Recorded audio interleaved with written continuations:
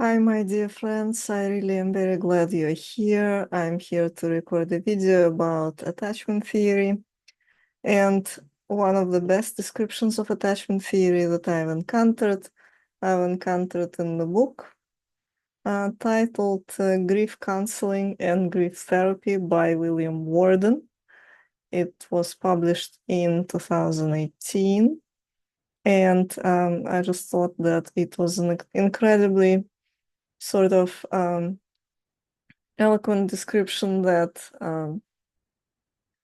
he connects to grief and the experience of death, essentially. We don't have to necessarily focus on that, but you probably know the basics. There are several attachment styles, the styles with which people attach to their primary caregivers. And the idea is that the way they attach to their primary caregivers, they are relating to other people, important people in their lives. So there is only one secure attachment style, and I believe about 60% of the people in the US have the secure attachment style. And Worden defines it as, very beautifully, those with secure attachments have positive mental models of being valued and of being worthy of support, concern, and affection. So basically, the secure attachment style here is very closely related to self-esteem and self-appreciation. They were given enough of care as infants, as kids. Their wants were answered, their wishes were more or less continuously answered to. And for those of us for whom it was not the reality, they are likely to have an insecure attachment style. And there are more variety of insecure attachment styles. Worden in particular lists anxious-preoccupied attachments, and he's using the plural here, which I think could be useful perhaps because there could be any combination of any of these patterns that are very loosely grouped into these categories. So anxious-preoccupied attachments, anxious ambivalent attachments, avoidant dismissing attachments, which are more in the contemporary parlance, as far as I can tell, are being called avoidant dismissive, but he frames it as dismissing. It also works. And finally, avoidant fearful attachments. So there is a lot of talk right now everywhere on the web about these insecure attachments, and the titles are sort of self-explanatory. Anxious preoccupied attachment, you can surmise that the individual is preoccupied by a significant figure in their lives, and they're anxious. Perhaps they're experiencing the fear, the prospect, they're fearful at the prospect of losing them. So Worden gives the following definition of anxious preoccupied attachment. These are relationships that give a person a sense of uneasiness, in which the person is often super sensitive to slights and other perceived neglect in the relationship. So what we get from here is that the same person can basically be attached securely or insecurely to someone. And if you have insecure attachments in your life, that's where you get the sense of uneasiness, and you're super sensitive, super vigilant to any sights and slights that something might go wrong, and you kind of expect to be abandoned. So there could be some participation of avoidant behaviors here too. For example, avoiding various situations, in particular with grief, it's avoiding reminders of the loss to buffer the pain, the way Worden describes it. Anxious ambivalent attachment. In ambivalent relationships, Worden enlightens us, love and hate coexist on almost equal levels. So that would be very mixed feelings, presumably. And perhaps these feelings will be seen as necessarily connected, like if there is love, there must be hate as part of it. Avoidant dismissing attachment. Here the individual may have had, Worden says, an unresponsive parent and developed a pseudo self-sufficient style. Behavior is organized around the goal of self-reliance and independence. Autonomy and self-reliance are of paramount importance to them. I've encountered avoidant individuals who are actually very proud of their independence, and they say this is the comfortable way of attaching to us. We are fine with how we are. We don't want to change. And if somebody else doesn't have enough of the warmth and the closeness and connection with me, that is fine. That is their problem. So that is a type of attachment that puts the burden of carrying the attachment on the other person, or rather, they feel like they don't need that at all in their lives. But it's still an insecure attachment because it is kind of putting the carer of this attachment into the situation when they are not really connecting to anybody throughout their lives. And that's not necessarily an enviable position to be in. But again, they might be fine with that. Finally, avoidant fearful attachment, the way Worden offers us to look at it, is when people with the style of attachment are very likely to make the poorest adaptation to the loss. Well, the conversation is again about the grief. Unlike the avoidant dismissing person who values self-sufficiency, they want relationships but have long histories of tentative attachments due to the fear that these attachments might be broken. Well, the way it is described, it's very close to how Worden, again, describes the anxious-preoccupied attachment. Is basically the fear of being abandoned, fear of being, fear of losing the significant other, and, maybe these categories, they definitely intersect.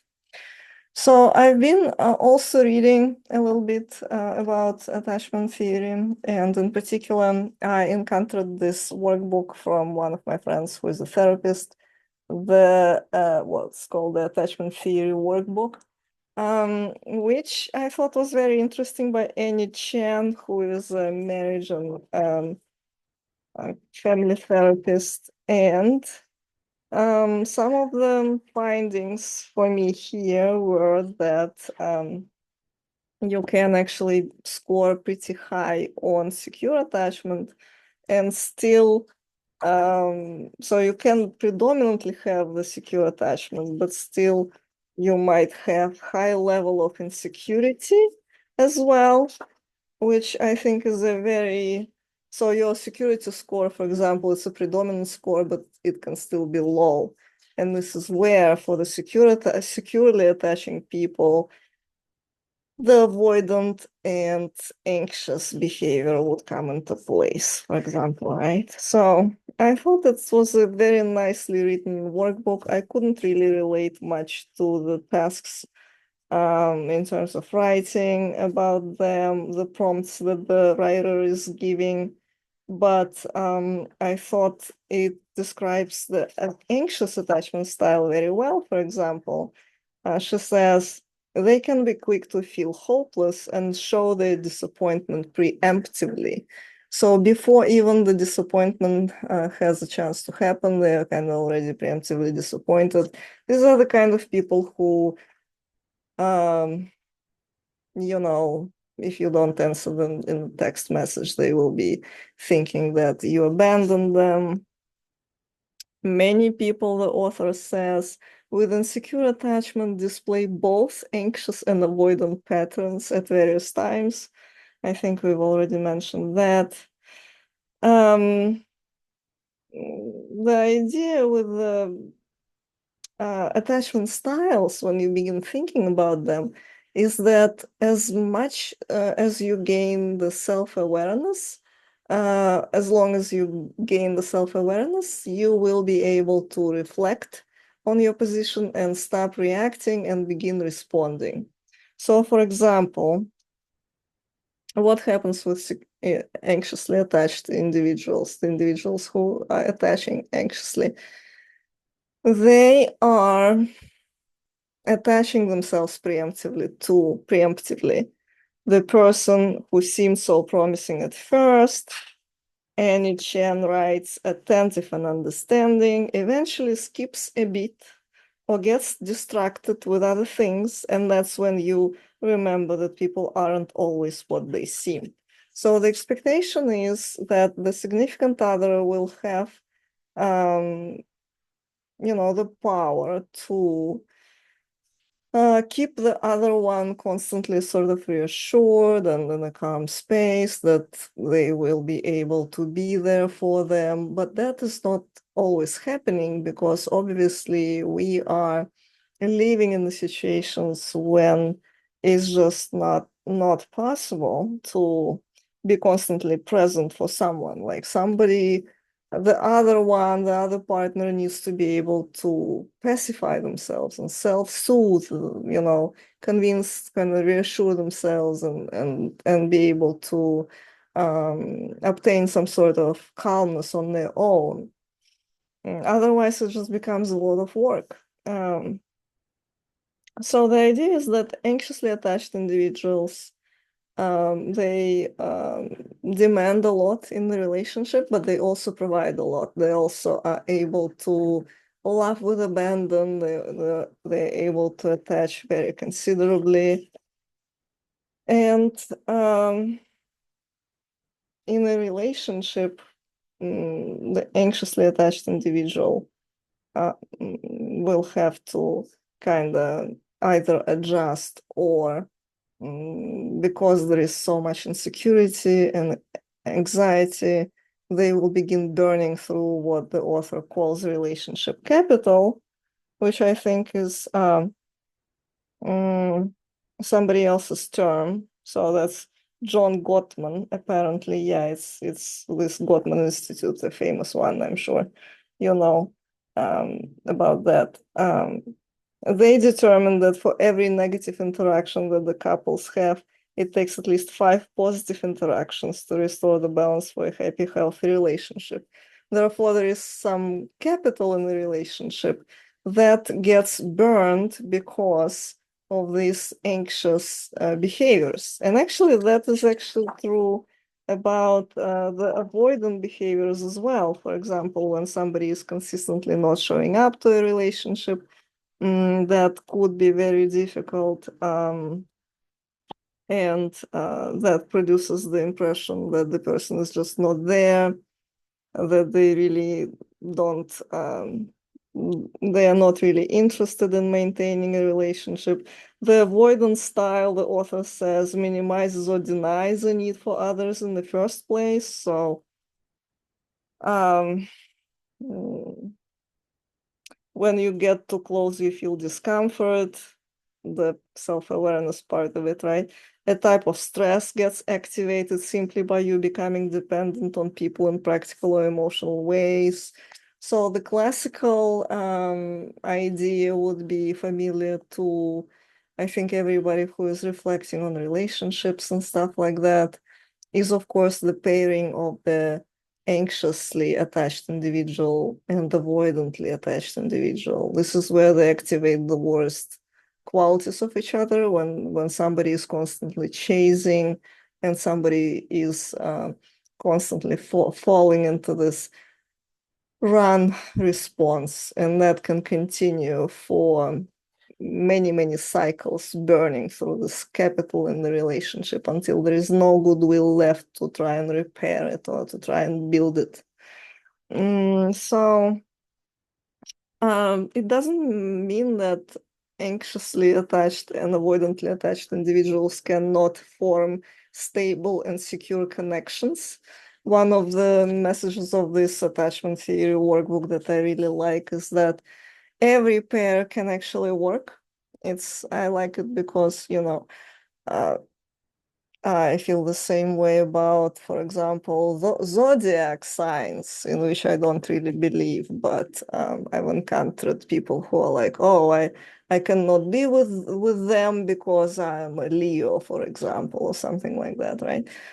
So that is not the case, never the case, and the same is never the case for attachments. Just because you have this or that attachment doesn't mean that you cannot have secure relationships in your life, or that a certain pair would guarantee to be not working. It could just probably require more self-awareness and more work on yourself and more understanding of these patterns and more refusal to behave in automatic patterns.